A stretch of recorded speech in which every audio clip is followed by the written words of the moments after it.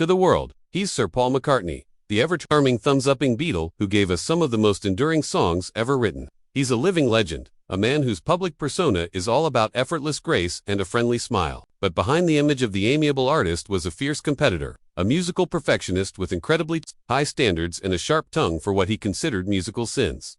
Now, let's talk about the word hate. It's a strong one.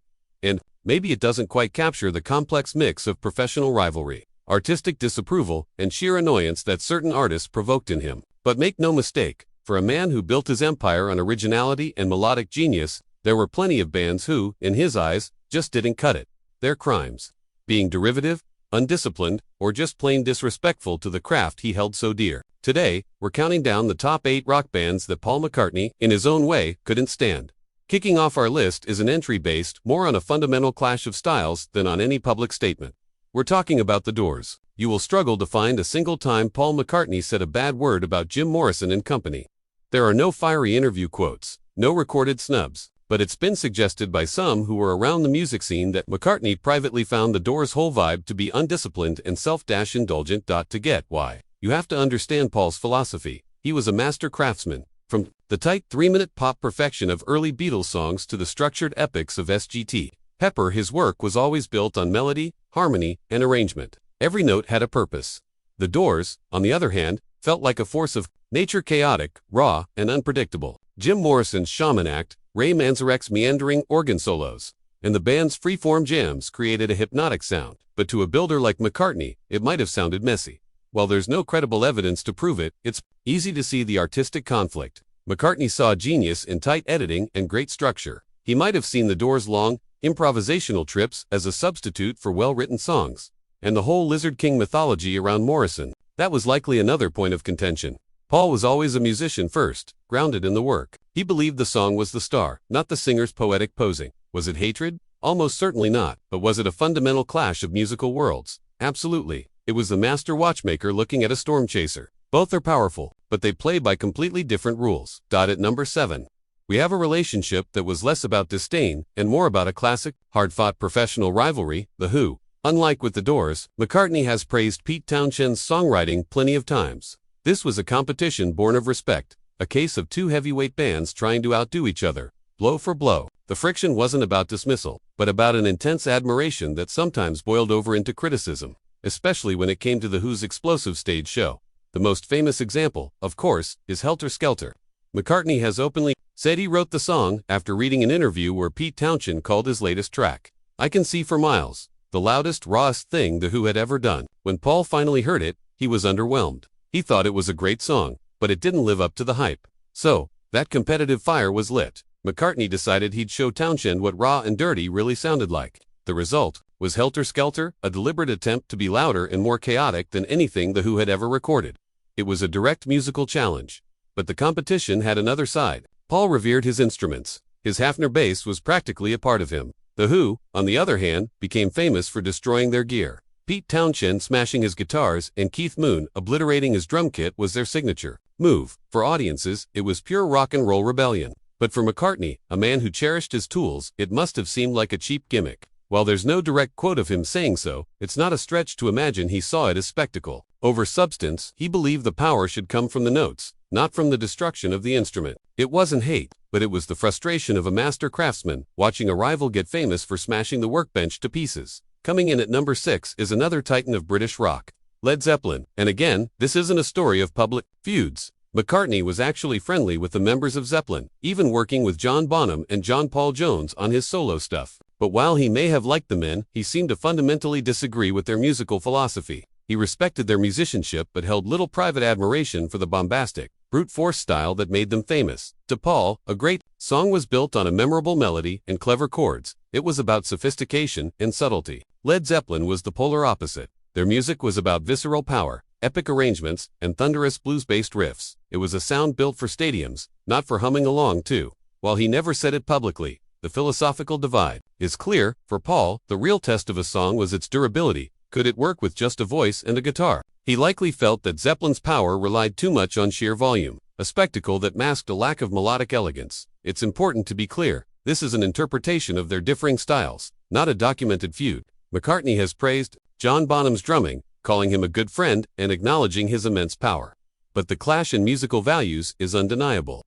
McCartney was a master of the perfectly constructed pop song, while Zeppelin were masters of the epic, sprawling, mural. He didn't hate them, he just operated on a completely different artistic plane, likely seeing their work as a powerful noise that could never match the timeless magic of a perfect melody. At number 5, we find a band that started on a very similar path to the Beatles, the Bee Gees. The brothers Gibb began as a brilliant pop group, crafting gorgeous, harmony-rich songs that were clearly inspired by Lennon and McCartney. But as the 70s rolled on, they reinvented themselves as the undisputed kings of disco. And according to some, it was this move that turned Paul's admiration into private disapproval. The main source for this is Lawrence Juber, the last lead guitarist in Wings. Juber claimed that McCartney saw the Bee Gees pivot to disco as a kind of artistic surrender. He reportedly saw them as brilliant songwriters who had sold out, chasing a commercial trend instead of staying true to their pop-rock roots. In Paul's world, artistic integrity was everything. You were supposed to evolve and innovate, not just cash in. From his perspective, the Bee Gees trading their guitars for disco beats and falsetto was the ultimate commercial calculation. This wasn't about a dislike for dance music. Paul wrote funky tracks himself, like Goodnight Tonight. The issue was authenticity. He apparently felt they'd abandoned their true identity to ride a fleeting musical fad, trading their artistic soul for the massive but temporary success of Saturday Night Fever. Now, this is based on a single insider's account, and McCartney has generally been positive about their songwriting in public, but Juber's story offers a peek into Paul's value system. He deeply respected their craft but was disappointed by the path they chose. It was like watching a master painter put down his brushes to start selling paint-by-numbers kits just because they were popular. Number 4 on our list is the band created from day one to be America's answer to the Beatles, the Monkees. 4. Paul McCartney, a guy who had clawed his way to the top through years of gritty club gigs. The whole concept of the Monkees was an insult. His issue wasn't personal, it was philosophical. He saw them as a plastic imitation, a band manufactured for TV, not forged in the fires of rock and roll. According to longtime Beatles assistant Alistair Taylor, McCartney's reaction to the Monkees was immediate. Taylor claimed that if a Monkees song came on the radio, Paul would instantly turn it off. It wasn't just about the music, it was their origin story. The Beatles were real. They were 4 friends who wrote their own songs and played their own instruments. The Monkees, on the other hand, were cast in an audition to play a band on TV. They were the prefab 4, and that was something Paul, a believer in the authentic artist, just couldn't respect. But the story is more complicated than that.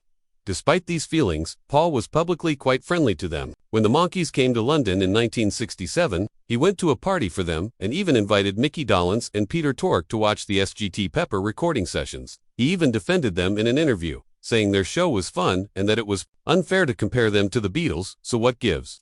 It seems Paul separated the guys from the concept. He may have liked them as people, but disliked the corporate machine that created them. His private irritation was with the idea that a manufactured band could be put on the same level as his life's work. At number 3. A band from a different generation that built its whole identity on the Beatles' legacy, Oasis. The relationship between Paul McCartney and the Gallagher brothers is a fascinating mix of faint praise and deep artistic frustration. Noel Gallagher, Oasis's songwriter, was a massive fan, openly calling Paul a genius and aiming to be the next Beatles. At first, that was probably flattering, but soon, it became a huge source of annoy. Our runner-up is the band that represented the absolute opposite of everything Paul McCartney stood for, the Sex Pistols. If Paul was all about musical craftsmanship and melody, the Sex Pistols were about raw, nihilistic chaos. Their arrival, in the mid-70s, was a full-on assault on the rock establishment, and Paul was its king. His first reaction to punk was reportedly bewilderment and disgust. Here was a band that was proud of being amateurish, that spat on professionalism, and whose sound was a deliberate, snarling insult. For a man who had perfected his craft, the Sex Pistols weren't just a different style. They were an attack on the very idea of musicianship. However, Paul's view evolved. In a 2008 interview, he admitted that after the initial shock, he realized punk was necessary. After a day or two of horror, he said, "I realized that these guys were just shaking it up, and it needed shaking up." He could even appreciate the energy of a track like Pretty Vacant, calling its sound sensational. But that grudging respect for the movement never seemed to apply to the Sex Pistols themselves. He got why the reset was needed, but he couldn't get past their confrontational vibe. Years later, when asked about them, his review was a classic. Bit of polite British dismissal, not my cup of tea. The best story comes from Johnny Rotten himself, who recalled being in a taxi when Paul and Linda McCartney spotted him, ran over, and started banging on the window, wanting to talk. Lydon, in shock, locked the doors and told the driver to hit it. It's a perfect metaphor. Paul, the diplomat, trying to connect, and the Pistols, the iconoclasts, refusing to even engage with the establishment they wanted to destroy. But before we get to our number one spot, the band that represents the longest and most deeply felt rivalry of Paul's entire career, we want to hear from you. Do you agree with our list so far? Are there any bands you think we missed? Let us know in the comments below. And if you're enjoying this, make sure to hit that subscribe button and ring the notification bell. And here it is. The number one spot could only go to one band, the Rolling Stones. This is the ultimate rock and roll rivalry, a decades-long saga of friendly competition, public jabs, and a deep artistic disagreement that, from Paul's side, has been incredibly consistent. While both bands usually played it cool in public, Paul's comments over the years reveal his unshakable belief that the Beatles were, in every way that mattered, the better band. That it all started friendly enough. The Beatles were a little ahead of the Stones, and Lennon and McCartney even gave them an early hit, "I Wanna Be Your Man." But as both bands became global superstars, the media created a narrative. The Beatles were the lovable pop geniuses, and the Stones were the dangerous bad boys. And while Paul has claimed the rivalry was just for the press, his own words tell a different story. For over 50 years, Paul's main critique has been the same. He sees the Rolling Stones as musically limited. In his view, everything they did was rooted in the blues, a foundation they never really left. The Beatles, he argued, drew from a much wider range of influences: pop, folk, classical, psychedelia, and more. This all came to a head in a 2021 interview with The New Yorker. With a slight hesitation, Paul said it out loud. "I'm not sure I should say it, but they're a blues cover band. That's sort of what the Stones are. I think our net was cast a bit wider than theirs." That was just the bluntest version of comments he'd been making for years. In 2020, he told Howard Stern, "I love the Stones, but I'm with you. The Beatles were better." Mick Jagger, for his part, has always handled it with a cool smirk, once joking on stage that Paul was in the audience and would be joining them for a blues cover later on. And despite the barbs, there's mutual respect, with Paul recently playing bass on a new Stones track. But that one collaboration doesn't erase 50 years of artistic critique. For Paul, this isn't just about sales, it's about artistic ambition. He genuinely believes the Beatles operated on a higher, more innovative level, seeing his greatest rival as a talented, successful, but ultimately less adventurous band. So there you have it, 8 bands that faced the famously high standards of Paul McCartney, from speculative disapproval of the Doors to the very public, decades-long rivalry with the Rolling Stones. These stories show a man who is far more than just a charming songwriter. He was a fierce guardian of his musical values, originality, craftsmanship, and melodic integrity. Maybe hate really is too simple a word. What we see is a spectrum of judgment, from competitive fire with The Who to artistic disappointment with Oasis. These weren't just petty fights. They were clashes of musical identity. Paul built his legacy on the idea that music could be both popular and profound, and any band he felt compromised that ideal was bound to earn his private critique. He's still the friendly, thumbs-upping icon we all love, but behind that smile has always been a mind that never stopped competing and pushing to be the best. What do you think? Was Paul right in his criticisms? Let us know your thoughts in the comments. Thanks for watching.